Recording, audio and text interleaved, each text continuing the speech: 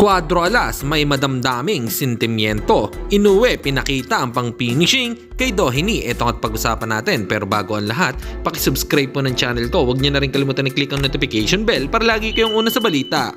Nalaban ang aasahan, balita sa mga pambato na isasala. Pasabog na video, lahat yan nandito. Nino Cruz TV ang iyong paborito. Pag-usapan nga po natin mga kaboxing, isinagawa ni Japanese Monster Naoya Inoue ang kanyang media workout ngayong araw para sa kanyang pagdepensa sa kanyang undisputed title kontra ito kay TJ Doheny ngayong ika-3 ng Setyembre sa Ariake Arena, Tokyo, Japan.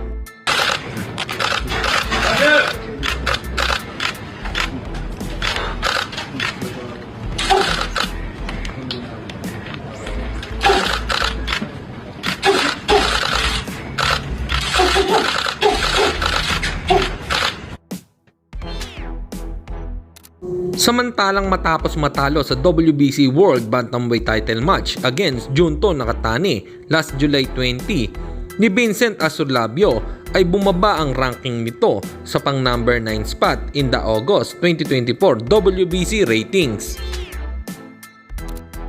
At sa kabilang balita naman tayo mga kaboxing, tila nagbigay naman si Cuadro Alas It's My Boy ng mga inspirational quotes katulad na lang ng "Tandaan mo, darating ang panahon na walang ibang tutulong sa'yo kundi sarili mo. Akala ko yung naapakan ko, binalikan ko pa. Opinion mo lang pala. Gawin mong inspirasyon yung mga nararanasan mong hirap sa buhay para magtagumpay." Hanggang dito na lang muna ang ating balita. Dito na lang ang aking Boxing News Report. Babu!